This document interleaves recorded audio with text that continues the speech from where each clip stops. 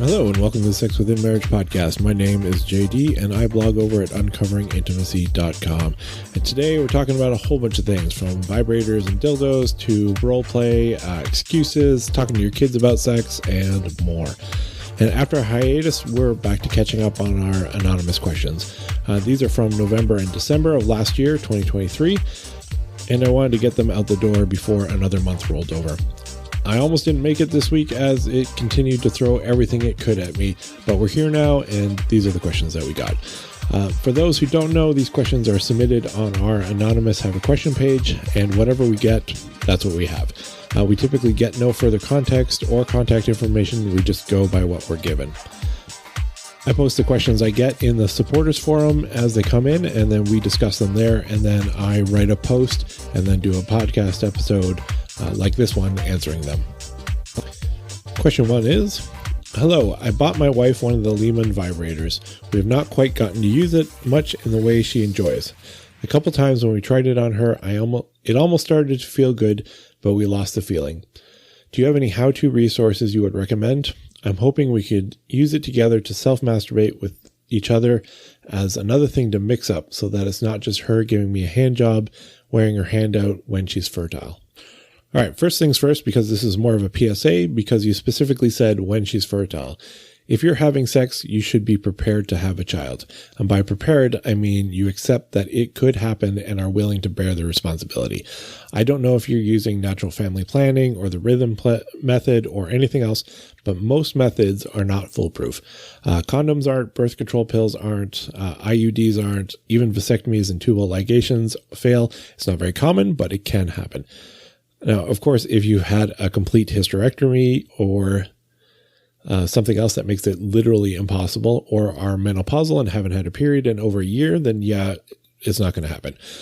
Still, for the rest, just so everyone is clear, if you're having sex, you are implicitly consenting to the responsibility of having a child. If you can't handle that, don't have intercourse. And I think I'm going to be writing a post in the future about how to properly use condoms and birth control, or at least the ways to improperly use them and increase your chances of getting pregnant, because it seems like a lot of people don't know them. Anyways, on to the topic at hand. I don't know of any resources, I'm afraid, but let me see if I can provide some guidance. First, talk about it. Sadly, many people try things but don't talk about it. Talk before about what the goal is. Talk during about how it's going, what to change, what feels good, what doesn't while you're using it. But try to make it sexy, not clinical. If you need help, check out our resource on Talking Dirty for that.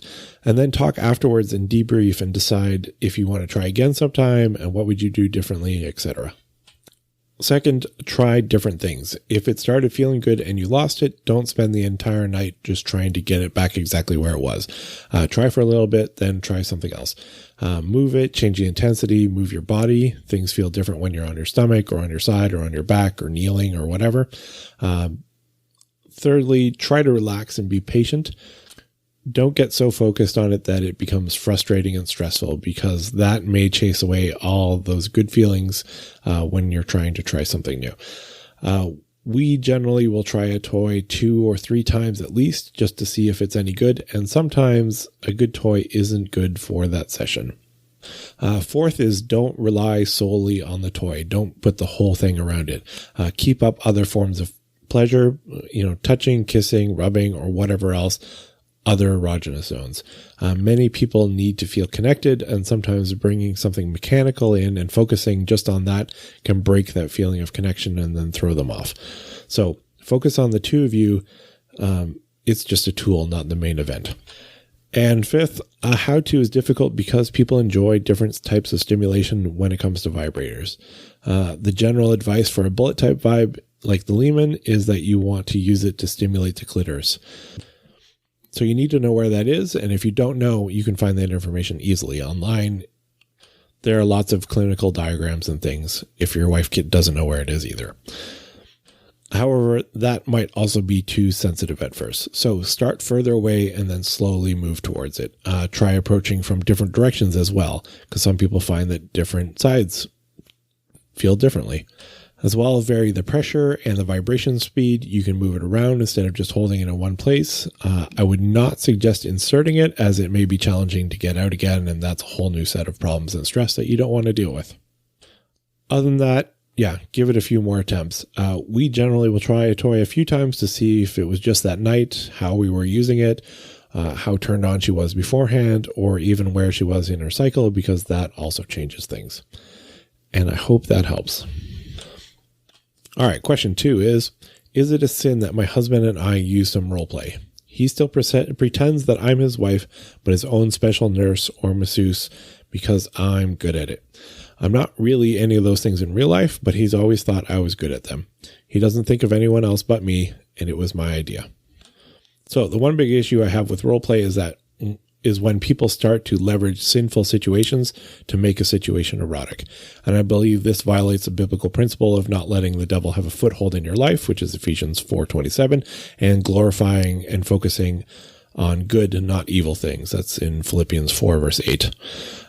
So for example, if you want to pretend that your husband is the principal and the wife is a schoolgirl, well, now you're leveraging the idea of sex with minors and leveraging the power imbalance to coerce sex as well as sex outside of marriage. Likewise, if you want to role play about a massage therapist who gets carried away and has sex with her client, then you have similar issues. Depending on the role play, it may be coercive because the patient is naked and in a vulnerable state. It's hard to get up and walk out if your clothes are off. But even if they're on board with it and it's all consensual, you're still glorifying sex outside of marriage. I don't see any of those elements in the role play you suggest. So I don't see a reason why it would be a problem for me. And that's the framework I use for things like that. Hopefully that helps you kind of think through it and decide what your framework will be. All right, question 3 is, my husband and I have a very satisfying sex life. That being said, thanks to this website, we have been having more open conversations about desires. We both have a desire for me to use a dildo while he receives oral sex. He loves the idea of me getting pleasure at the same time. I'm very open to this idea, but I have a fear that if I use a dildo or another toy, I might become unsatisfied with him. Is this a possibility? I know it's not a sin. I just don't want to accidentally prefer a toy to him. So first off, that's awesome. I'm thrilled you've been able to open up to each other, and I'm honored to have played a small part in that growth. So I think it's doubtful that you'll prefer a toy to him. There are some cases where that becomes slightly more likely, but it's rare.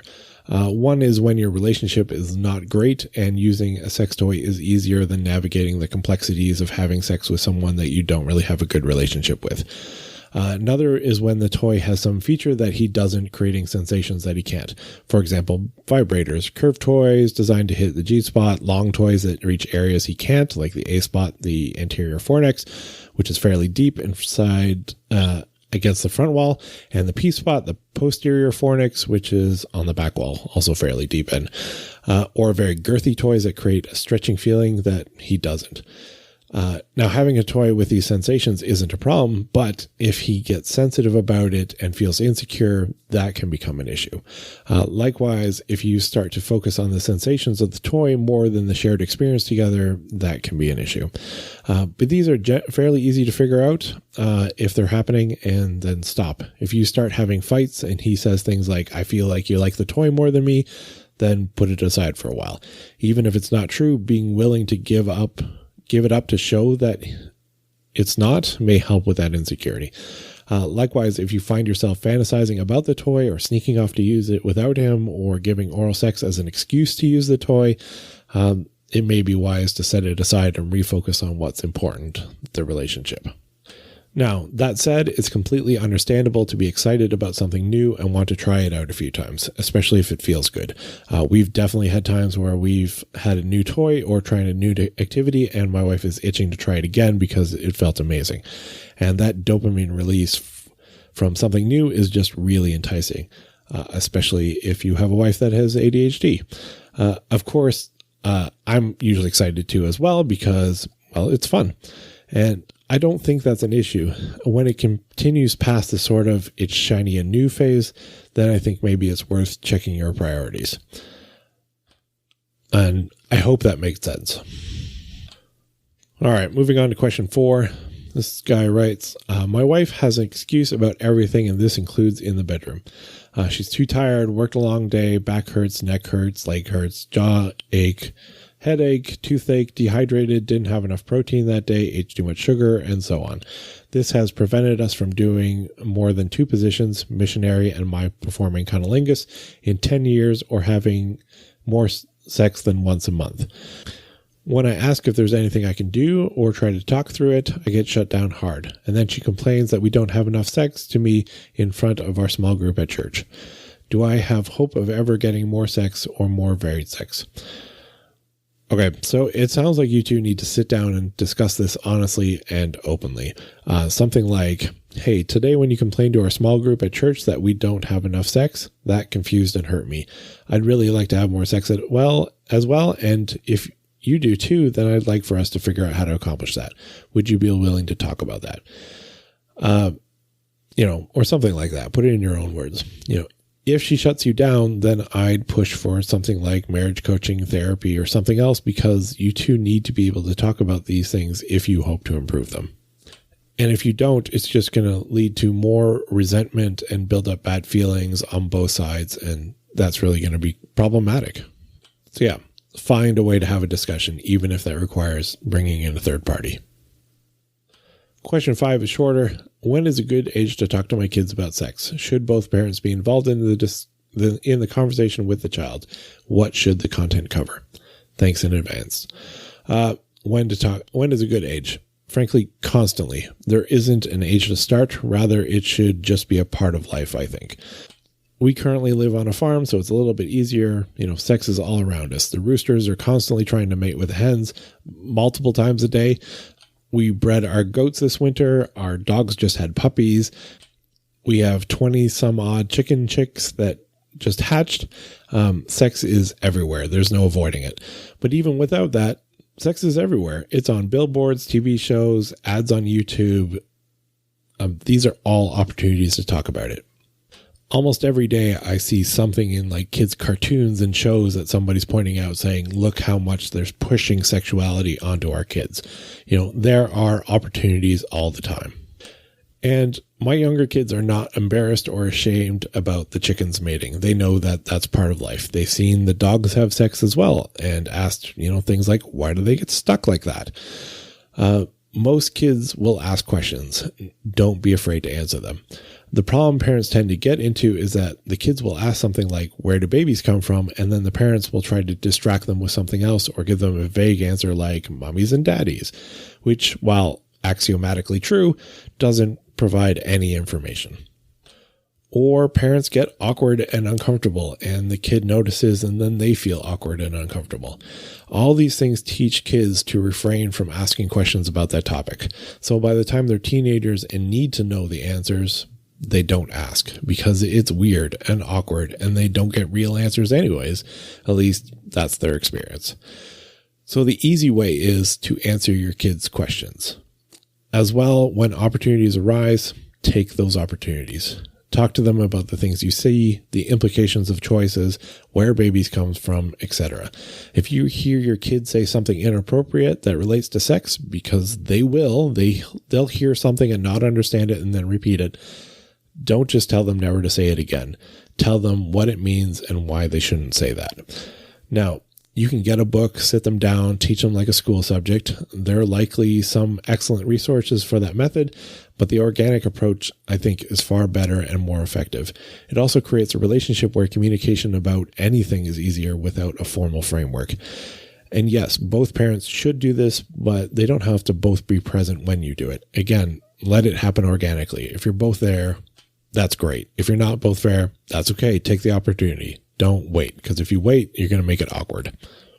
Now, if you've already shut down your kids, and it may not have been you, it may be somebody else. I mean, most kids go to school for 6 or more hours a day, and chances are someone else is going to shut them down and not answer their questions.